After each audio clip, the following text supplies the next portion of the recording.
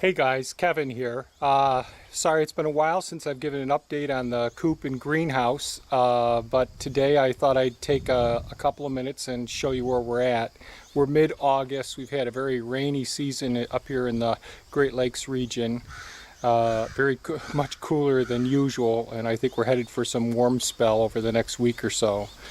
But I've made some progress, and I'll show you that now. It's right behind me. All right, so this is the structure, the chicken coop, where the greenhouse, which is this whole structure behind here that's got all the aluminum material on it. The chicken coop really is more than just a chicken coop.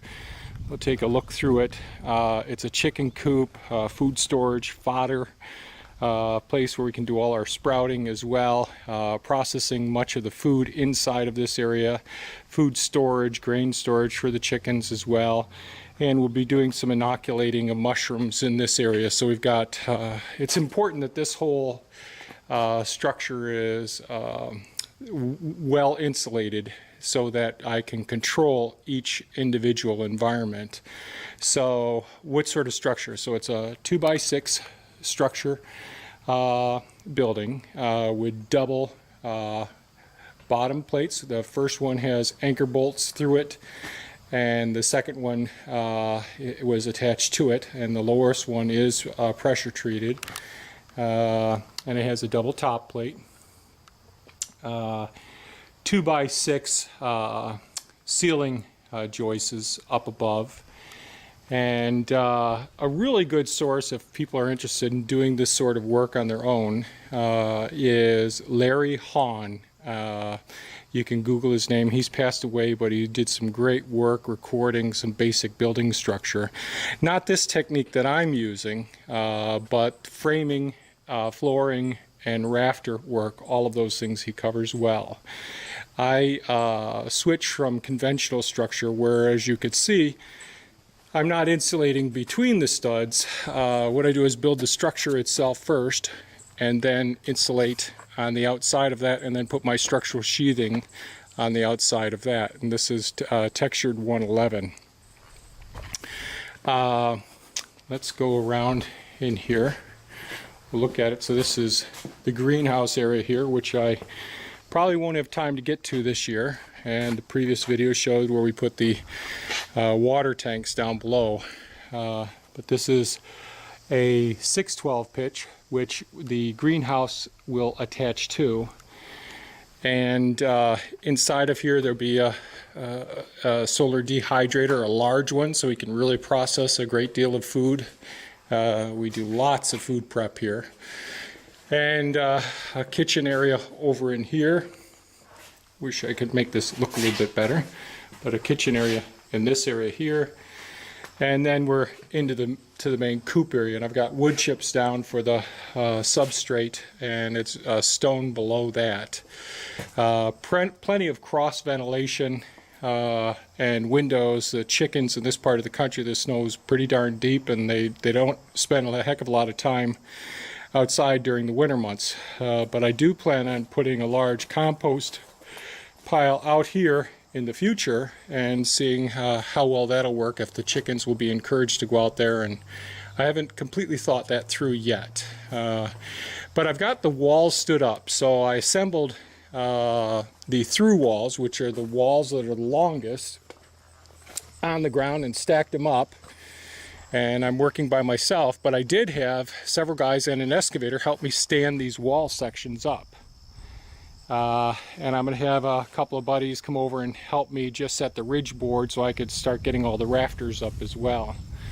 These things take quite a bit of time when you're doing it by yourself, but I thought I'd say just show you a couple things. So underneath that aluminum is 2.5 inches on either side of a 8-inch concrete wall, 2.5 inches of styrofoam insulation. And the only barrier between thermal bridge is this very thin gauge aluminum that goes in between the layers of insulation. And again, there's no thermal bridging, meaning that when we put in studs and we insulate in between them, there's heat transfers through that wood so much better than it does through the insulation. So if you take an infrared camera and you look at walls, you can actually see all the studs in the building when there's heat inside in the house. So we call those our thermal bridges. So avoid that. We're able to put the insulation on the outside of the structure itself, make it continuous, and one of the ways of doing that is making sure that, now I could use 3 inches of polyisocyanurate. This is all reclaimed insulation from a roof from a school. And I'm cutting it, putting it up, and around the windows and doors there's only 1.5 inches, and I need something to secure the windows to that's going to be absolutely secure, and so these are screwed right through to the main structure with 6-inch screws. However, another important thing is to not let your seams, so here's one of the seams, don't overlap those. We really want to make sure that we cover all those, and any little penetrations in the insulation from its previous structure, I plug all those holes and do what we can. And that's the chicken door, the automated chicken door, coming out into the outside area. So I think that covers it for right now. Oh, the other thing I did do, you see those markers on the aluminum to mark out where the studs are so that I can put the screws in the appropriate locations through the T111. So the insulation, 2 layers of insulation with staggered seams. Then we have the textured 111 here, and the screws, I don't know where my hand is, I can't see that well, but the screws actually hold the whole structure, the sheathing, to the studs underneath. And I did get the flooring on. I'm going to try and get that painted. It's just some OSB board up there. But we've had so much rain, and the OSB board, you know, a regular contractor would get that done quickly and wouldn't have to worry too much about the moisture. But when you're working by yourself, it just takes you more time, especially when you've got harvesting food supplies. So that's about it for today, but I just wanted to give you a quick update on how the chicken coop is coming. My wife can finally see it. It's always been in my mind in some of my drawings, but my drawings aren't that detailed to show everything, so she's pretty excited as well.